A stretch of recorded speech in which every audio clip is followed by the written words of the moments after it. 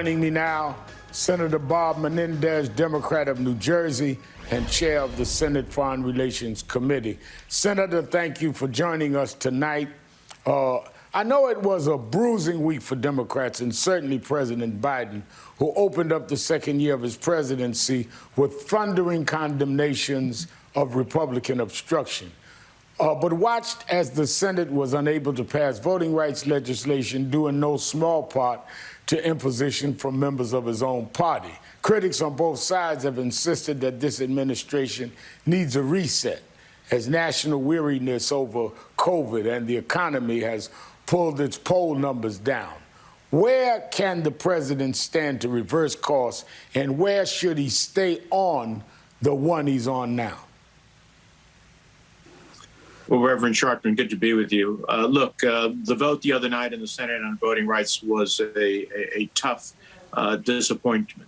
As someone who advocated for the legislation, spoke for it, I was extremely disappointed to see that 16 of our fellow Republicans, who in 2006, led by Leader McConnell at the time, voted to extend the Voting Rights Act, somehow a few years later found no reason to join us. Had those 16 joined us, we would have passed the bill without changing any rules, and we would be on our way to ensuring the franchise for every citizen in this country.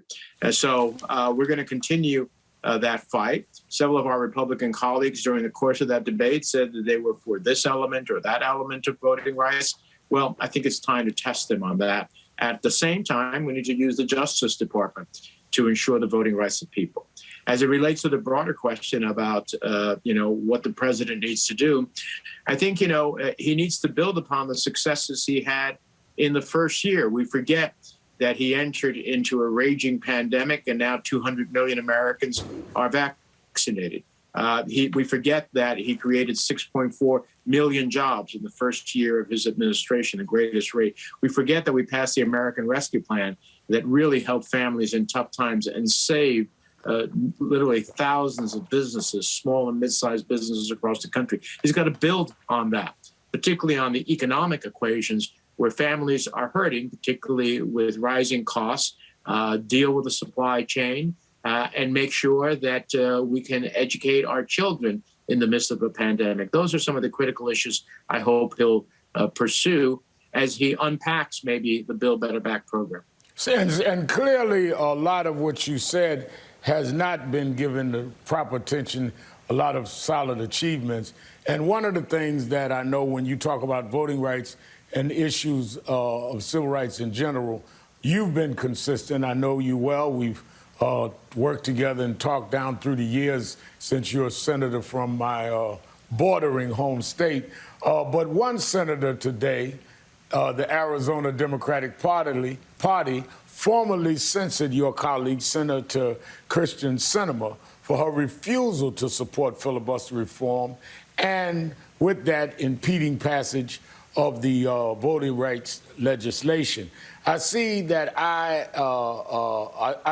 and I keep coming back to raw politics, Senator, because I don't see how the party expects to hold on to its majority with so-called moderates clinging to rules that make voter protections impossible. And to be clear, we're talking about the voters of color that the party needs. At what point do Senate Democrats start holding their colleagues accountable in some way, as apparently the Arizona State Party is doing now? Well, every senator, Reverend Sharpton, had an opportunity to cast their vote. And of course, Senator Sinema cast a vote different than mine. I wish she had cast a vote to change the rules. She did cast a vote for the legislation, which got no Republican votes, therefore couldn't break our 60-vote filibuster, but was unwilling to change the rules of the Senate for a narrow exception on voting rights. And as I said that night, of the debate, as Dr. King, so clearly and poignantly pointed out to us when he was alive, that voting rights is the essential of all rights. Without it, you cannot ultimately have a voice into who governs you, what the economy will be, what healthcare will be like, what education will be for your children. And so, we're going to continue to go back to our colleagues and press them on these issues. But here's the challenge. When you are in a divided 50-50 Senate, 50 Democrats, 50 Republicans, if you lose a Democrat and somehow they go to the other party, you're no longer in the majority and not able to do absolutely anything then. So that is the challenge we have. I know it's not one that our communities want to hear, but it's the reality of what we face. Now, Senator, before we run out of time, I have to ask you, as Senate Foreign Relations Chair, are you in favor of military action if Russia ultimately invades Ukraine, as the United States and our NATO allies are concerned that it will do so? Well, no, I'm not in favor of U.S. military action in Ukraine. I am in favor of giving the Ukrainians all of the wherewithal, as President Biden is doing. As a matter of fact, the $200 million of the critical defensive equipment, including Javelin missiles that can stop Russian tanks, arrived in an expedited fashion. There's more of that to come. I have offered a bill which we are trying to get Republican support for, along with some of their ideas, on what I call the mother of all sanctions, to send a clear message to Putin before he makes a decision. This would be a huge mistake for not only you, but for the Russian people. So I think that is the way to go in terms of trying to ensure both Ukrainians' ability to defend themselves and a global community that says to Putin there will be devastating economic sanctions beyond those that we've seen in the past, and it will be a real consequence to the Russian economy. Do you think sanctions will get Putin's attention? Do you think that that will give him a cause to pause? Reverend, I think there's a couple things that will get his attention.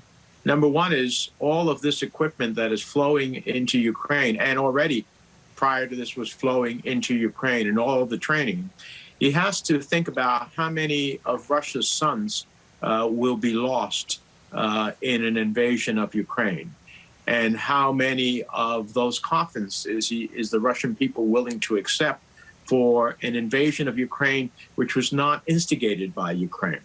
Secondly, the sanctions we're talking about are the typical sanctions. That's why I call it the mother of all sanctions.